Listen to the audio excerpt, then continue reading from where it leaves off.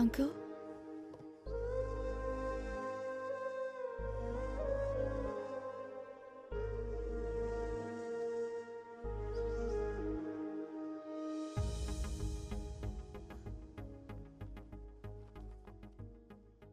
ఒక 2 minutes మీతో మాట్లాడాలి అంకుల్. మీరు మమ్మల్ని హేట్ చేయడంలో ఒక న్యాయం ఉంది అంకుల్.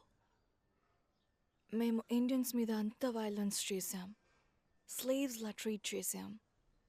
ఎన్నేళ్ళు గడిచినా ఆ హేట్రెడ్ మాత్రం అలాగే ఉంది అంకుల్. మై గ్రాండ్ మా టోల్డ్ ఇండియా అందరినీ హక్ చేసుకుంటుందని, లైఫ్ ఇస్తుంది అని. కానీ నాకు అదృష్టం లేదు అంకుల్. ఆనంద్ లాంటి ఒక కైండ్ పర్సన్ ఒక అర్థం లేని పగకి బలవుతాడని అనుకోలేదు. ఆనంద్ నా లైఫ్లో ఎప్పుడు తోడుగా ఉంటాడని అనుకున్నాను, కానీ జ్ఞాపకంగా మిగులుతాడని అనుకోలేదు. These are all original land documents, uncle. And one more thing, uncle. ఇంతవరకు మా వల్ల మీకు జరిగిన అన్ని అన్యాయాలకి ఆల్ బ్రిటిష్ పీపుల్ తరపున, మీరు పడ్డ కష్టాలకి అందరి తరపున సారీ అంకుల్.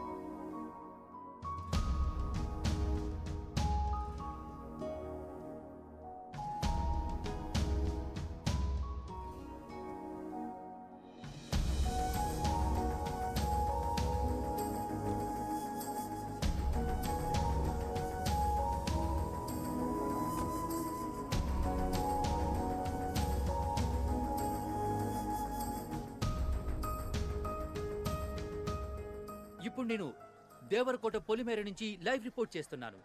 ఆనంద్ని ఈ ఊరు నుంచి బహిష్కరించే సంఘటన చూడటానికి ఈ గ్రామమే మూకుమ్మడిగా కదిలి వచ్చింది. మీరిప్పుడు అదే చూస్తున్నారు. ఇక్కడ ఒక పెద్ద ఆయన ఉన్నాడు, ఆయన అడిగి మరిన్ని విషయాలు తెలుసుకుందాం. తాత, ఏంటి బాబు? ఇలాంటి సంఘటన ఇంతకు ముందు ఎప్పుడైనా జరిగిందా, లేక ఇదే మొదటిసారా? ఇలాంటి సంఘటనలు ఇంతకు ముందు చాలా జరిగాయి, కానీ ఇదే మొదటిసారి. చూశారుగా జనం ఎంత ఆతృతగా ఎదురు చూస్తున్నారు. అయితే ఆనంద్ వచ్చేసినట్టున్నాడు. అతను వచ్చిన తర్వాత ఇక్కడ ఏం జరగబోతుందనేది ప్రత్యక్షంగా చూడండి. ఇదిగో ఆనంద్ వచ్చేసారు. ఆయన వెనకాల ఊరి జనం కూడా తరలి వస్తున్నారు. ఎంఆర్ఓ గారు వచ్చారు, ఇన్స్పెక్టర్ గారు కూడా ఉన్నారు. ఇప్పుడు ఆనంద్ ఊరి సరిహద్దు దాటబోతున్నారు. మీరు చూస్తున్నారు, ఇదే ఆ సరిహద్దు రేఖ. ఆనంద్ దాటేస్తున్నారు. ఆనంద్ ఆయన ఆగిపోయారు, రేఖ దాటలేదు. ఇది ఊరి జనం కూడా చాలా చిరాగ్గా ఉన్నారు. చూడండి, వీడు మళ్ళీ ఏదో మొదలెట్టాడు. ఉందని బయటకు పోమని చెప్పండి సార్. ఆ దేశద్రోహికి ఈ ఊళ్ళో చోట్లేదు సార్. నీ వల్ల ఊరు పరువైపోయింది. పోరా బయటికి. ఆపండ్రా. నేనెందుకు బయటకు వెళ్ళాలరా? నేనేం తప్పు చేశాను? నేను వెళ్ళనురా. ఏం పీక్తారా? ఏంటా లండన్ ప్రిన్స్ కోపంగా చూస్తున్నావు? ఇండియాకి సంబంధించిన ఒక విషయమైనా ఫాలో అయ్యావు నువ్వు? అయ్యాన్రా, మీ అందరికంటే 100% ఎక్కువగా ఫాలో అయ్యాన్రా. All Indians are my brothers and sisters అనేది ఫాలో అయ్యాను కాబట్టే ఒక బ్రిటిష్ పిల్లని లవ్ చేశాన్రా.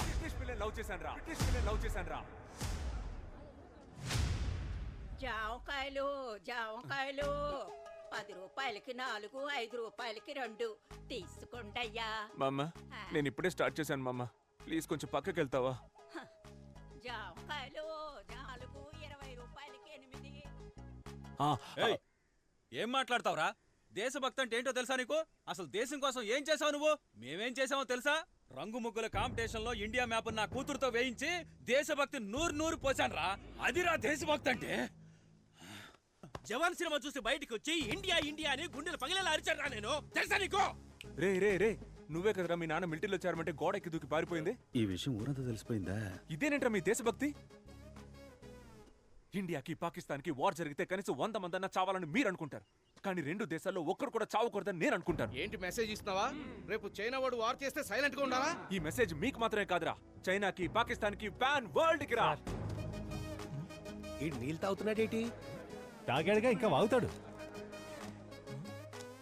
అయ్య బాబోయ్, ఇంకా మాట్లాడతాడా? జెసికా వాళ్ళ బామ్మ వార్ వల్లేరా దేశాలు తిరిగి ఎక్కడికి వెళ్లాలో తెలియక ఇండియాకి వచ్చింది. వార్ ఎంత భయంకరమైందో తెలుసారా?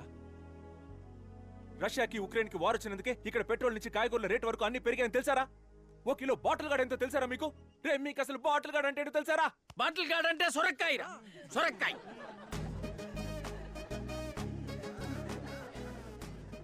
సార్ ముందు బార్డర్ నుంచి బయటికి పంపించాడు సార్ విని.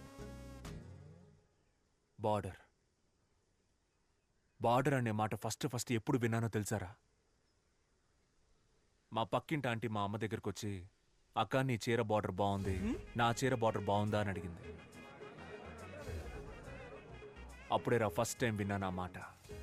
నాకు తెలిసిందల్లా ఒక్క బార్డరేరా. ఏం మాట్లాడుతున్నాడు? వేరే ఏ బార్డర్ నాకు తెలియదురా. బాగా చెప్పావు తమ్ముడు, కరెక్ట్. అసలు బార్డర్లే ఉండకూడదు, మనకొద్ది బార్డర్స్. ఎవరది? నేనే తమ్ముడు. అన్నా నువ్వు రానా సార్ కొంచెం తప్పుకోండి. నువ్వు రానా, నువ్వు చెప్పన్నా బార్డర్ ప్రాబ్లం గురించి. ఎన్నని చెప్పమంటావు తమ్ముడు? 1 2 మనశాంతిగా బార్డర్ క్రాస్ చేయలేకపోతున్నాం. ఒక ఫుల్ బాటిల్ తెచ్చుకోలేకపోతున్నాం. తరిమి పట్టుకుంటున్నారు. అదిగో ఆయన పట్టుకుంటున్నాడు, ఇదిగో ఈయన పట్టుకుంటున్నాడు. రే ఆగు, నువ్వు ఏ బార్డర్ గురించి చెప్తున్నావు? యానం బార్డర్ గురించి తమ్ముడు. ముందు పోరా ఇక్కడి నుంచి. పో. మీకు ఒకే ఒకటి చెప్తున్నాను రా. రేయ్, ఒకటి చెప్తానంటే చెప్తూనే ఉన్నా. అవును తమ్ముడు, బాగా లేట్ అయింది. మీ నాన్నగారు కూడా వచ్చారు. బాయ్ చెప్పి వెళ్ళిపో.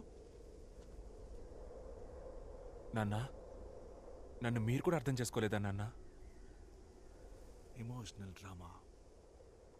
10th స్టాండర్డ్ స్కూల్ కాంపిటీషన్లో ఫస్ట్ ప్రైజ్ విన్ అయినప్పుడు అక్కడున్న వాళ్ళంతా ఎవర్రా మీ నాన్న అని అడిగితే నేను మీ పేరే చెప్పాను కదా నాన్న.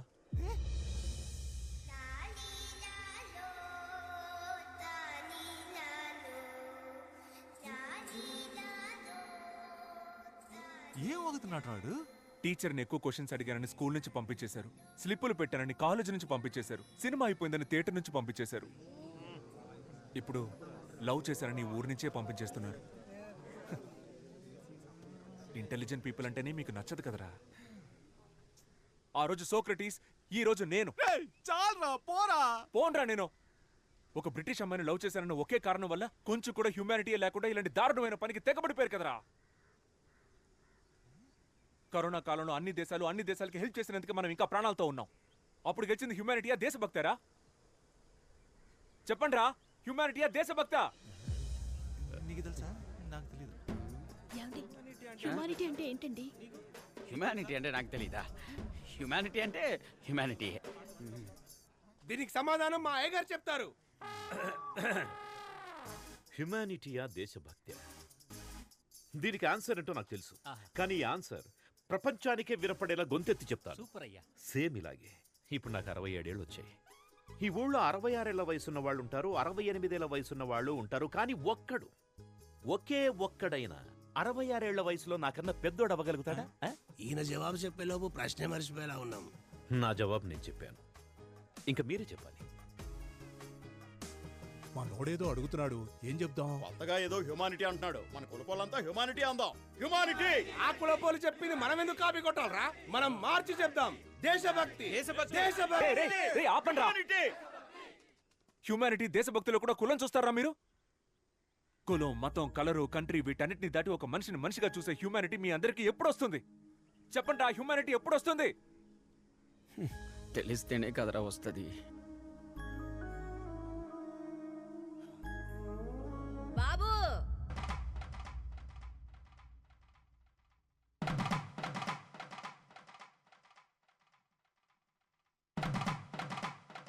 బాబు, చిన్న వయసులో E=MC² అర్థం తెలియకనే జామకాయలు అమ్ముకుంటున్నా. అలాంటి నాకే హ్యుమానిటీ అంటే ఏంటో అర్థమయ్యేలా చెప్పావయ్యా. నువ్వు చల్లగా ఉండాలి బాబు, చల్లగా ఉండాలి నాయన.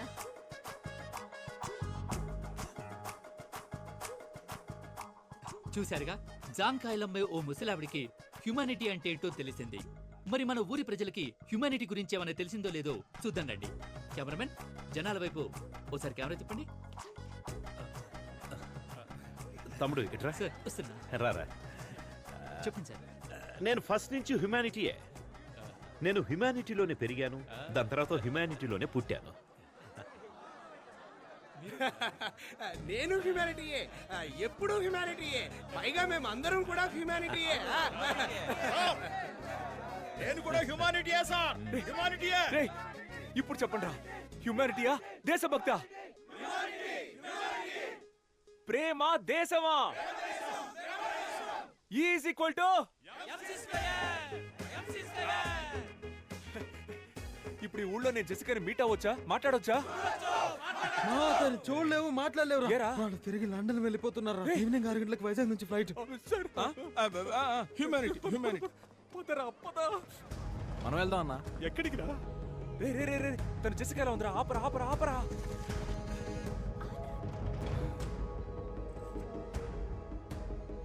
మావయ్య మీరు వెళ్ళలేదా? నువ్వెవరు? ఎందుకు సార్ ఆయన పట్టుకున్నారు? ఆయన చాలా డీసెంట్ అయిన మనిషి సార్, పక్కా జెంటల్మెన్ సార్.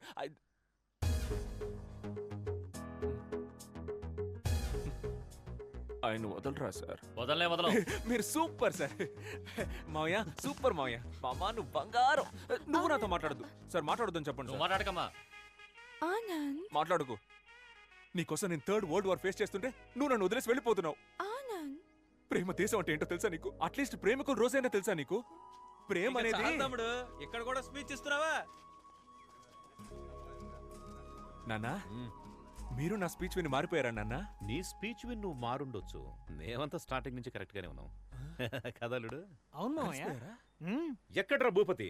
ఏ భూపతి, రారా. నా ఇమేజ్ అంతా స్పాయిల్ చేసావు. ఇవ్వమ్మా. ఇదిగా క్యాచ్. ఆ? అది ఆయన. అవి మా బావగారికి ఇచ్చేయి. అయ్యా నోయా, రే ఇవ్వరా. అయ్యా కుదరదయ్యా. రేయ్ అది ఎక్కడ్రా? అయ్యా ఇదిగో ఆ, మళ్ళీ కత్తిచ్చిందే. రేయ్ చెయ్యివరా. ఇవ్వరా చెయ్యి. ఇవ్వరా ఇవ్వ. ఇందులో ఒక చిన్న మ్యాటర్ ఉంది, నేను తర్వాత చెప్తాను. మీ అందరికి ఒక డౌట్ ఉంటుంది కదా, తెల్లవాళ్ల రక్తం అంతా తెల్లగా ఉంటుందని. ఇప్పుడు అది క్లియర్ చేస్తాను. బావగారు ఒకసారి చెయ్యండి. ఇవ్వండి ఇవ్వండి. 1 స్మాల్ కట్. రే చూసావా? చూసావు కదా, చూసావు కదా, రెడ్ కలర్ లోనే ఉంది. అందరి రక్తం ఎర్రగానే ఉంటుందిరా, అర్థమైందిగా. ఇవ్వరా. Nasty municipality. ఆనంద్ నాన్న ఇది బావగారు రండి. కోడలి పిల్ల రామ్. ఆంటీ రండి.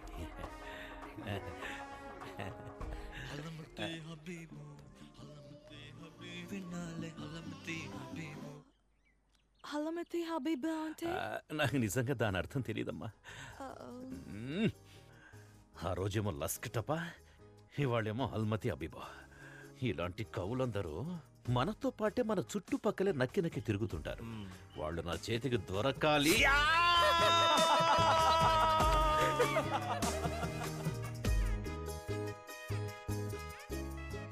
నిన్ను ఒక వారమే కదా ఊర్లో నుంచి బహిష్కరించింది, దానికెందుకు ఇంత ఎమోషనల్ స్పీచ్?